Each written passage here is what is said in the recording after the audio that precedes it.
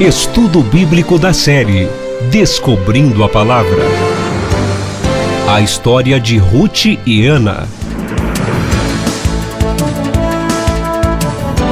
Aprendendo a caminhar pela fé.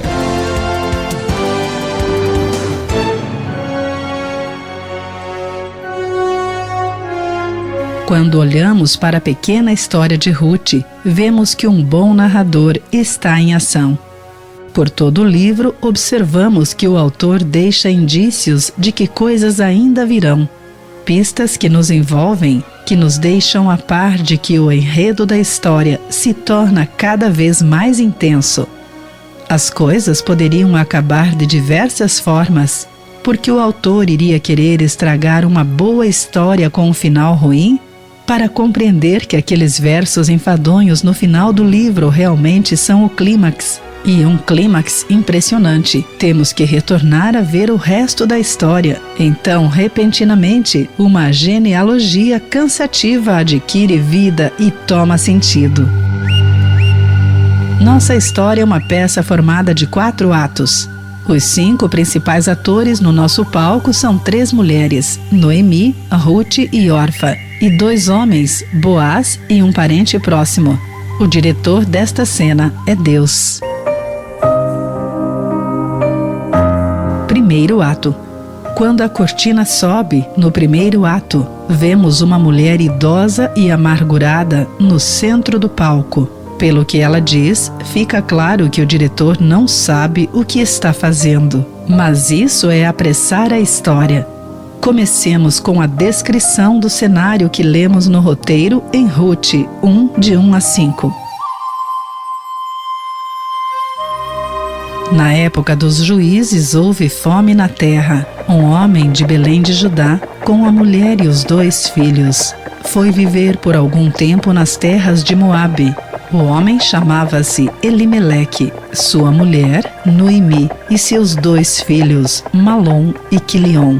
Eram efrateus de Belém de Judá. Chegaram a Moabe e lá ficaram.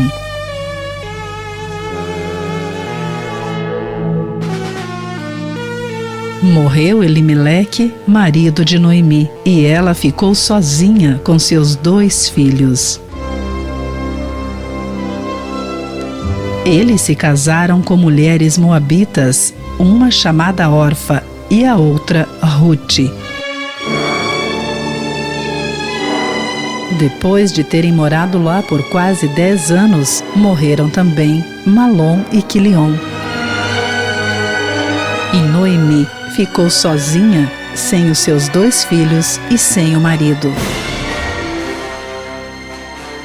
O cenário se desenrola no tempo dos juízes. Este período da história de Israel foi um tempo de opressão cruel e de derramamento de sangue. Em meio às violentas invasões, guerras civis entre as tribos, desrespeito à lei e impunidade, os judeus tinham que lidar com constantes problemas. A esta miséria ainda se acrescentou a fome. Em Belém, casa do pão, não havia pão. Elimeleque decidiu levar sua família para as terras vizinhas de Moabe. Apesar da viagem a Moabe não ser tão demorada, aproximadamente uns 50 quilômetros a leste de Belém. Na Bíblia, como observa Morton, muitas vezes uma distância é medida não em quilômetros, mas pela distância com Deus. Os moabitas adoravam o deus Quemosh e não Jeová. Elimeleque e sua família deixaram o que lhes era familiar pelo não familiar, o conhecido pelo desconhecido. Em Moabe, a família enfrentou primeiro a perda do pai, Elimeleque. Depois, os 2 filhos que haviam casado com mulheres moabitas também morreram. A peça começa com 3 viúvas num cenário sombrio e sem esperança. Noemi, no centro do palco, ouviu novamente falar que Belém era realmente a casa do pão. A fome havia passado, havia comida abundante em Judá.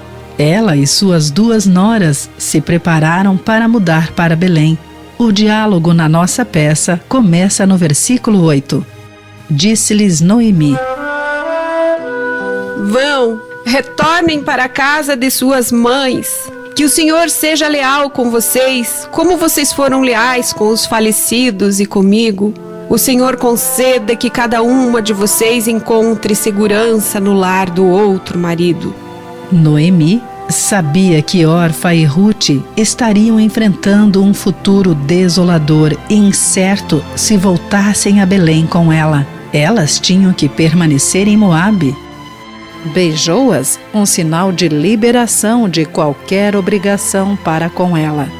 Elas ficaram voluntariamente com Noemi depois que seus maridos morreram, mas agora não podiam perder sua própria felicidade apenas para cuidar dela. Desesperada e sem poder para fazer algo por elas, Noemi orou para que Deus cuidasse delas e lhe desse maridos que tomassem conta delas. Mas observe o que Orfa e Ruth responderam: Não, voltaremos com você para junto do seu povo. Por lealdade aos seus maridos mortos ou por amor pela sogra, Ruth e Orfa seguiram adiante em direção a Belém. Mas Noemi tentou novamente: Voltem, minhas filhas, por que viriam comigo?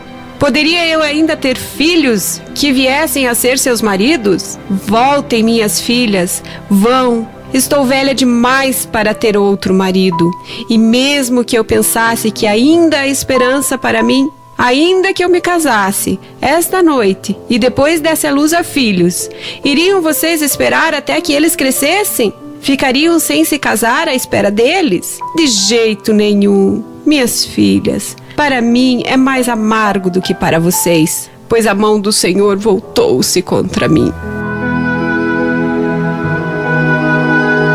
Qual é o tom de argumento de Noemi com relação a Orfa e Ruth? Não é apenas mais um esforço de persuadi-las a não permanecer com ela. Também é um lamento, acusando Deus de ter estragado a sua vida. Mostra o envolvimento direto de Deus na vida de Noemi, apontando-o como responsável por aquela situação. Basicamente, Noemi disse a Orfa e a Ruth que, se Deus estava contra ela, ficar com ela significava atrair um desastre. O segundo esforço de persuadi-las deu certo com Orfa, que deu um beijo de despedida na sua sogra e voltou a Moabe. Mas Ruth ainda não estava convencida. Nos seguintes versículos, ouvimos sua inabalável decisão de permanecer com Noemi. Não insistas comigo que te deixes e não mais te acompanhe. Aonde fores, irei. Onde ficares, ficarei. O teu povo será o meu povo e o teu Deus será o meu Deus. Aonde morreres, morrerei e ali serei sepultada.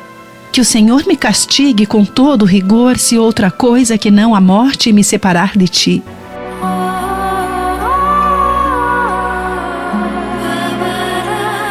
Com isso, Noemi desistiu de pedir que Ruth voltasse para Moabe. Podemos culpar Orfa por voltar a Moabe? De forma alguma. Orfa fez o que se esperava. Foi Ruth que fez o inesperado. Entendemos a sensatez da decisão de Orfa. Não entendemos a incrível lealdade que Ruth demonstrou. Ruth mostrou o que os hebreus chamavam de Hesed. Hesed é uma palavra hebraica que pode ser traduzida como amor leal. É um amor que vai muito além do que se espera. Os homens poderosos de Davi demonstraram Hesed pelo seu querido líder alguns séculos mais tarde, quando deixaram o deserto e abriram o caminho dentro e fora de Belém, para trazer a Davi água do poço daquela cidade. Deus nos mostra Hesed, sacrificando até mesmo seu próprio filho para nos redimir, para resgatar-nos do pecado. Ruth foi um exemplo brilhante de Hesed. Entre a familiar Moabe e a não familiar Judá. Seu amor leal fez a escolha pelo povo de Noemi e pelo Deus de Noemi. Vemos como ela fez esta escolha, sem marido e sem perspectiva de um novo casamento. dedicando-se a uma mulher idosa. Talvez ela tenha desejado uma bola de cristal ao estar parada naquela estrada empoeirada, tantos anos atrás. Teria sido bom ver os resultados da sua escolha, mas ela não tinha nada disso. Ela tinha que escolher Deus e Noemi, sem nenhuma garantia. A cena continua. No versículo 19, vemos as duas mulheres chegando a Belém, onde todos saíram para cumprimentá-las. Será que é Noemi? Haviam passado mais de 10 anos desde que Noemi deixara a cidade. Repentinamente, ouvindo seu nome, Noemi, a senhora de idade, lembrou-se da ironia desse nome. Noemi significa agradável ou amável. Amável! Exclamou ela. Não me chamem Noemi, melhor que me chamem de Mara. Enquanto Noemi falava, sua ira contra Deus transbordou mais uma vez. Pois o Senhor Todo-Poderoso tornou a minha vida muito amarga. De mãos cheias eu parti, mas de mãos vazias o Senhor me trouxe de volta. Em todo esse primeiro ato, ouvimos Noemi falar de Deus. Ela estava consciente da obra dele no universo e na sua vida. Mas quando falou, vemos que ela julgou mal a Deus e julgou mal a vida. Ela afirmou que saiu de Judá de mãos cheias, mas será que foi assim? A única coisa que fez com que sua família migrasse para Moabe foi a fome. Saíram de mãos vazias. A vida estava difícil, senão nem teriam deixado Belém. Noemi também afirmou que Deus a trouxe de volta de mãos vazias.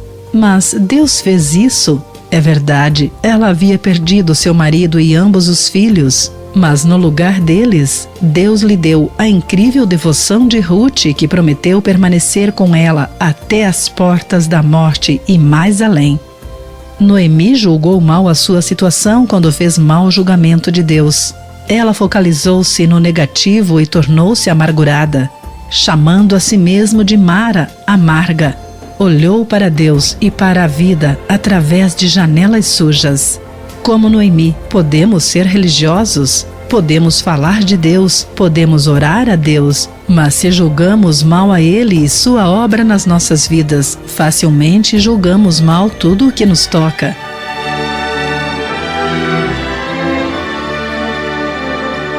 Quando o primeiro ato e o primeiro capítulo terminam, a cortina desce lentamente, mostrando duas mulheres, a Ruth leal e a amarga Noemi. As últimas palavras dos últimos versículos desse capítulo nos dão uma pista do que vai acontecer no segundo ato.